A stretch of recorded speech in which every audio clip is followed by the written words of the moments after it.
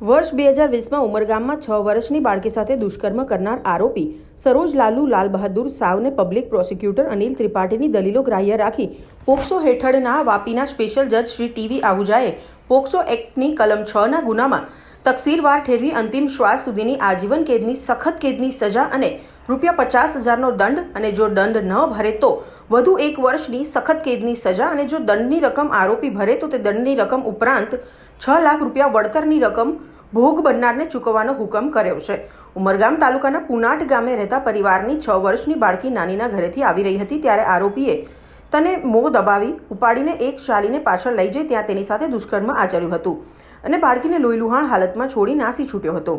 બાળકી જ્યારે રડતી રડતી ઘરે પહોંચી ત્યારે તેની માતાએ તેની હાલત જોઈ તેને પૂછતા ટોપીવાળા અંકલે તેની સાથે આ કાર્ય કર્યું હોવાની વાત કરતા બાળકીને હોસ્પિટલમાં સારવાર અપાવી આ મામલે પોલીસને ફરિયાદ આપતા પોલીસે આરોપી સરોજ લાલુ લાલ બહાદુર સાવને ઘટના સ્થળેથી મળી આવેલા પાકીટના આધારે ધરપકડ કરી હતી।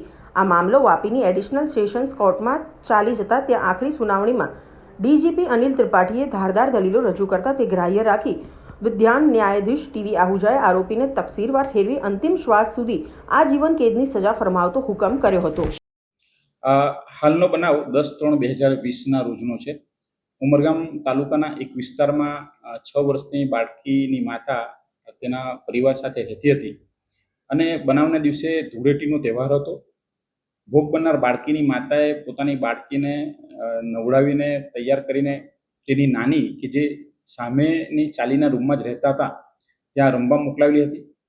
બાળકી તેની નાનીને ત્યાં રમીને પરત ઘરે આવતી હતી તે દરમિયાન આરોપી સરોજ લાલુ લાલ બહાદુર સાવ ગુપ્તાએ બાળકીને પોતાના રૂમમાં લઈ જઈને તેની સાથે દુષ્કર્મ આચરેલું।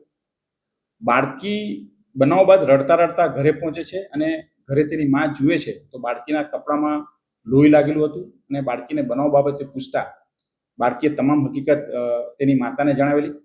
આ સંબંધે ઉમરગામ પોલીસ સ્ટેશનમાં આરોપી સામે ગુનો દાખલ કરવામાં આવ્યો અને ચાર્જશીટ ફાઇલ કરવામાં આવ્યો।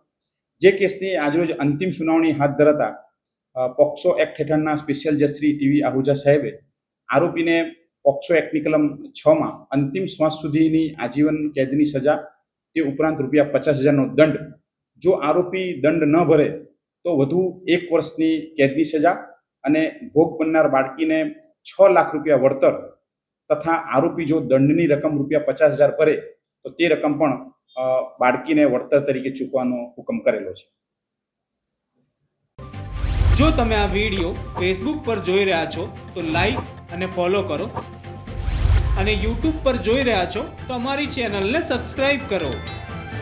સત્તરે.com આઝાદી સમાચારોની।